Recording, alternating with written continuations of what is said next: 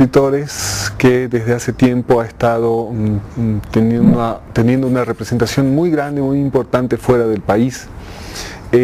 Para algunos el camino a seguir, para otros con otras consideraciones, pero contanos cómo ha sido esta experiencia de poder salir del país y ser publicado simultáneamente en Lima o en Madrid. Yo siempre he pensado que en Bolivia las grandes obras que hemos tenido a lo largo del siglo XX son injustamente desconocidas por quizás la precariedad de nuestra infraestructura, ¿no? O sea, para que una obra circule necesita tener una caja de resonancia, y lamentablemente la caja de resonancia boliviana es muy pequeña comparada, digamos, a la caja de resonancia argentina o mexicana. Entonces sale un escritor más o menos argentino, sin ofender, porque para mí es la literatura más importante de América Latina, y de pronto ya tiene 1000 traducciones, o es lanzado con mucho impulso, porque hay ahí una red. Entonces yo nunca, me ha costado siempre entender por qué autores como Augusto Céspedes o Cerruto o Sáenz no han sido más conocidos a lo largo del siglo XX, porque la calidad de la obra lo ameritaba. Entonces quizás yo tuve la suerte de pertenecer a una generación más, entre comillas, global. Yo estaba viviendo afuera, justo fue el momento en que Alfaguara abría su sucursal acá. Entonces, cuando entré a Alfaguara, digamos, la editorial sí ayudó mucho a que mis libros comenzaran a circular fuera de Bolivia. Otra cosa en la que quizás yo ayudé mucho en ese momento fue que yo no hice mucho trabajo de hormiga en cuanto a aceptar todo tipo de invitaciones hasta los lugares más pequeños, pensando siempre en que quizás para otros países eso es te puedes dar para otros escritores de otros países te puedes dar el lujo de rechazar ciertas invitaciones, pero siendo un escritor boliviano necesitas pelearla y hacerte conocer, abrirte un espacio. Y claro, ya con los años vas también tú tejiendo tu red, los libros van circulando, haciendo su propio camino, entonces eso va ayudando.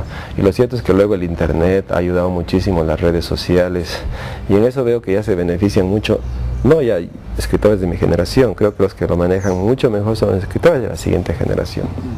Entonces ahí ves de pronto que hay como 10 escritores bolivianos ahorita que están publicando en el exterior, en diversos países. Entonces lo bueno es eso, que ya es como una telaraña que se va armando, y cuando hay más puertas, nosotros, yo creo que una cosa que yo siempre le he tenido clara, yo creo que porque Bolivia es una cultura de la precariedad, siempre hemos tenido esta mentalidad bien cerrada de que si alguien, ¿quién se ha comido mi queso, no?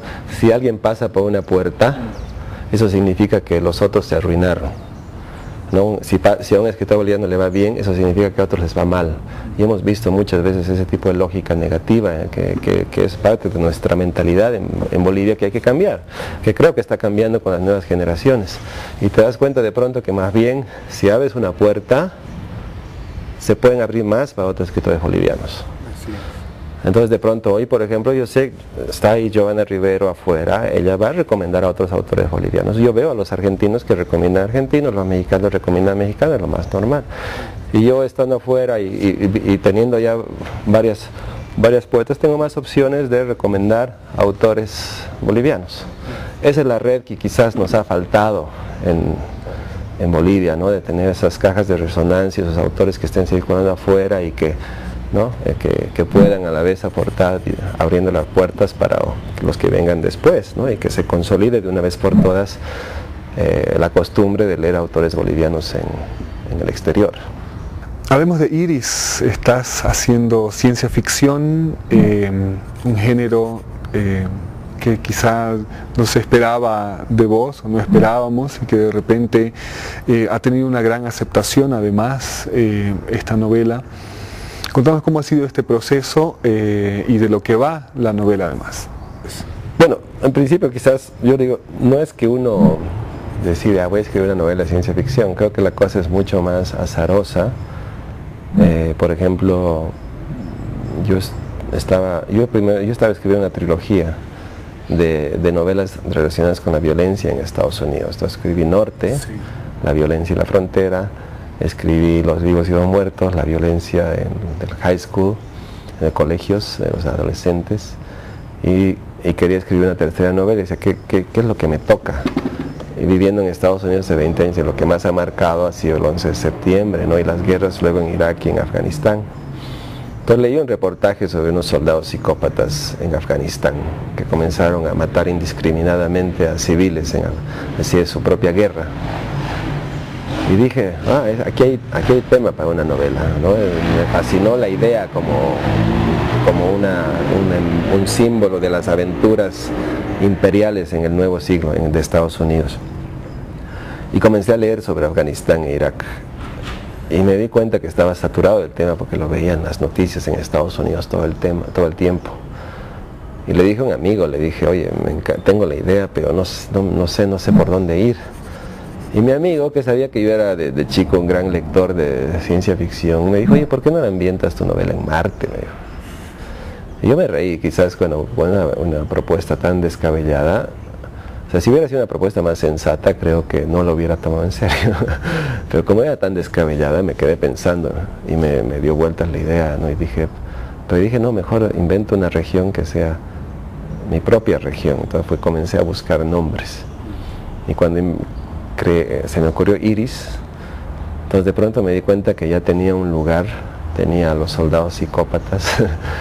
Y me faltaba ahora, ¿quiénes son los que viven ahí? ¿Quién es la gente que vive en este lugar? ¿Cuáles son sus dioses? ¿En qué creen? ¿Cuál es su lenguaje? Y todo eso. Y al comenzar a inventar eso, me di cuenta allí que de pronto había caído en el territorio de la ciencia ficción, digamos, ¿no? Porque era un paisaje así remoto, ambientado en el futuro, no en un ambiente así, un lugar donde habían habido experimentos nucleares. Entonces para mí la ciencia ficción, más que un género, era una forma, así como transversal, creo que es una muy buena palabra, de ver las cosas desplazadas, porque a mí lo que me interesa de la ciencia ficción es la posibilidad de, a mí no me interesa tanto, o sea, me encanta pensar qué es lo que puede pasar dentro de 50 años, pero me interesa aún más pensar en lo que está pasando hoy. Entonces creo que ahí de manera desplazada la ciencia ficción te permite agarrar cosas del presente, extrapolarlas, desplazarlas al futuro y hacer que el lector de pronto esté leyendo esta novela que siente que está alejada a años luz y que de pronto haga clic y diga, no, pero está hablando de mi presente, ¿no? Pero es una forma desplazada de hablar de ese presente que con mucha más libertad. Ahora, en cuanto a cómo encaja todo esto dentro de lo otro que he escrito, creo que hay dos modelos de escritor. Hay un modelo de escritor que sería para mí, creo, Onetti, que es casi como el que está horadando siempre sobre un mismo lugar y escribe, no voy a decir siempre la misma novela, porque la obra de Onetti es bastante vasta, pero es como que los mismos temas cada vez como profundizados más y más y más y más, ¿no? Y escribe alrededor de un tema. Exactamente. Y hay otro tipo de escritores que más bien está buscando siempre reinventarse con un nuevo proyecto, ¿no? Como una especie de bazar persa en el que siempre me río de esta anécdota de lo que decía Groucho Marx. Sí. Dice, no le gustan mis principios, tengo otros. Entonces yo digo, no le gusta mi novela de ciencia ficción, tengo una novela policial. Tengo una novela política. Creo que para mí me interesa mucho, siento que es casi como digo, que habría que buscar cómo trabajar todos los géneros, no tenerle miedo a nada y buscar cómo expandir nuestra noción. Ribeiro decía que de alguna forma en Perú, por ejemplo, hablaba de Perú y decía, de pronto todo es novela o poesía. Y él se puso a escribir aforismos, se puso a escribir su diario, comenzó a trabajar otro tipo de géneros.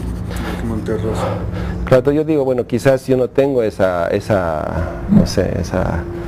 capacidad de trabajar diferentes géneros, pero si me interesa sobre todo la narrativa, digamos, la novela o el cuento, me gustaría dentro de la novela poder trabajar diferentes y no tenerle miedo a lo popular. Creo que es un problema también de nuestra literatura que está cambiando, ¿no? Que hay un tipo de literatura de corte realista, que es como lo convencional o lo canónico, cuando el mundo es mucho más ancho y variado y ajeno, y también hay diferentes formas de aprender eso, ¿no?